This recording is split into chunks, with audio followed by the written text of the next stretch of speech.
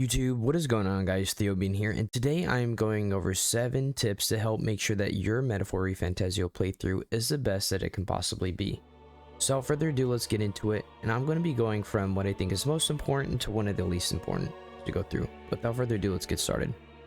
Number 1. One of the most important things that you can do in this game is just making sure that you master overworld combat. The reason I say this is because the benefits of being able to get the lead into a fight is going to be a monumental difference over getting engaged on or just starting an enemy in a normal fight. What I mean by this is when you get the ambush ability and you can start a fight with that benefit, not only are you going to be starting a fight with your enemies at half health, but also you're going to have the ability to go up to 2 times before an enemy can break out of a stun. So with using this, not only are you going to have more room for error when it comes to trying to find out what new enemies' weaknesses are and things like that, it's also going to help you make sure that you can save your resources such as your MP and items by going into fights. Regarding this, I would just make sure that as you're going through, utilize the lock-on ability to make sure you can attack from a distance, and just make sure that you are practicing knowing when to dodge and not being greedy when it comes to attacking enemies and trying to get an opening. Utilizing agility, since it is the most underrated or an important stat that you're going to have in Metaphor. When it comes to SMT in the Persona series, agility has always been one of the most important stats, especially in Metaphor where we have turn dials, and how your attacks affect your combat will change how your turn attacks work. What I mean by this is, if you miss, you can lose 2 turn moves at once, or by striking a weakness, you can even gain an additional turn. When you attack something that is either blocked or repelled, you will lose all of your turn moves. But the reason agility is so important is because by making sure you have higher agility stats, or that it's just making sure it's not too low, it's going to help ensure that as you're going through combat in different fights, it's going to reduce the likeliness that you will miss, and it's also going to help ensure that having a higher agility stat will help increase the chances that you will dodge enemies' attacks, meaning that they will lose turn moves.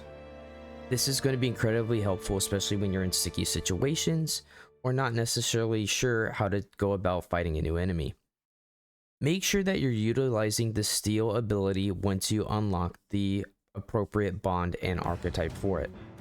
At a certain point in the game, you unlock a bond and archetype, which is going to allow you to use the steal ability. This is actually an incredibly good move because it's going to give you access to some incredibly strong gear later on in the game. Once you start to get closer to the midpoint, making sure you're using steal on unique enemies such as bosses or even enemies during gauntlet runner battles is going to help you get some very unique and incredibly strong gear. I can't underemphasize how strong some of the gear that you will get. I'm talking about tons of unique blue gear rarity and purple gear rarity, if not even more, as you continue on through the game.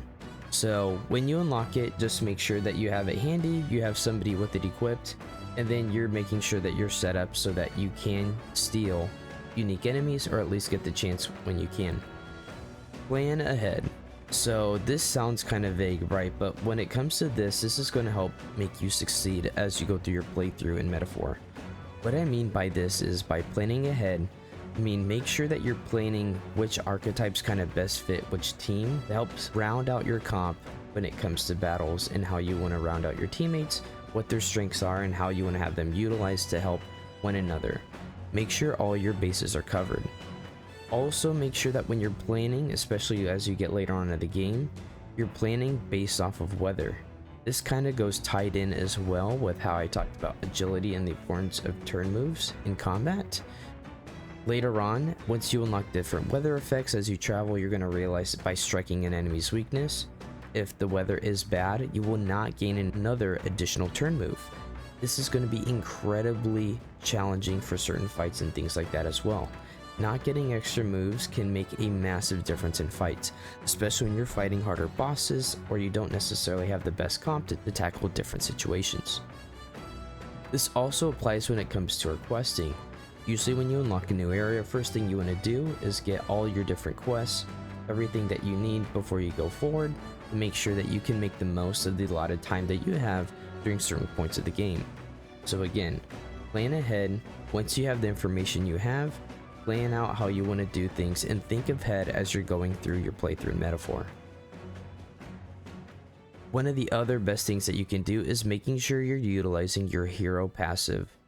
These hero passives are the specific unique abilities that are attached to your protagonist as you're going through Metaphor. So based off whichever archetype you have equipped, each will have its very own unique hero passive. These passives can help give you a massive boost when you're exploring through dungeons, farming, and all sorts of other things. Based off your archetype, these can let you get extra HP, extra MP, based off whatever you need. By utilizing this is also going to help you save a ton of MP items and resources as you go through your playthrough. When I say this, best thing I talk about is, like, for instance, the mage. Having this archetype, defeating enemies in the overworld will grant you MP. Gunner, defeating enemies is going to grant you HP. Make sure that as you're going through your playthrough, look at all of these and do not overlook these hero passives as well. Think about how they can best be utilized as you go through your playthrough and your fights. Number 6 is don't cook until later. As you go through your playthrough, you have the ability, especially from the beginning on your gauntlet runner, to cook. Do not do this. As you get a little bit later on into the game, your first major destination you stop at, you're going to get a quest that's going to ask you to cook something. Wait until you get a certain bond to a level, so that makes it so that as you're cooking on the gauntlet runner, you don't use up any time. This is going to be a huge save. Your time is one of the most important resources that you have in Metaphor, and that should be spent using them on either increasing your bonds or your royal virtues. So make sure once you do unlock cooking, wait until you get a certain bond to a certain level, and then wait until you have it, so that then you can utilize all your cooking to give you extra additional items to make the most of your time. And finally, one of the last tips I have is to save often. Now, preface this, I'm not a fan of save scrubbing, and I don't necessarily recommend that. I think this can take away from the fun of the game, but when I save often, you're going to run through different effects in the game, where as you're going through, you're going to have times where you're going to be thrown into battle, or you're going to make a decision that you might necessarily not want to make. You might realize that you needed to do something else, especially when time is limited.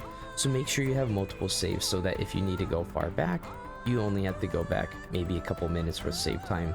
You're not wasting too much time by doing that. Make the most of your time. It's incredibly important, and there's nothing wrong with making sure that you have the right save, just in case if you do something by accident, or you realize you forgot to do something, it's not too much of a hassle to go back and change that. So that's going to be it, guys. 7 straightforward and easy tips to help make sure that you succeed as you go through Metaphor ReFantazio. Didn't want to get into anything too specific, keep it pretty broad, but these are all going to be generally very helpful as you go through, especially from the very beginning, to make the most and set yourself up for success. Thank you guys for watching. That is going to be it. For more Metaphor content, please like, subscribe to the channel. I'll be coming out with that. So until next time, peace and deuces. See ya.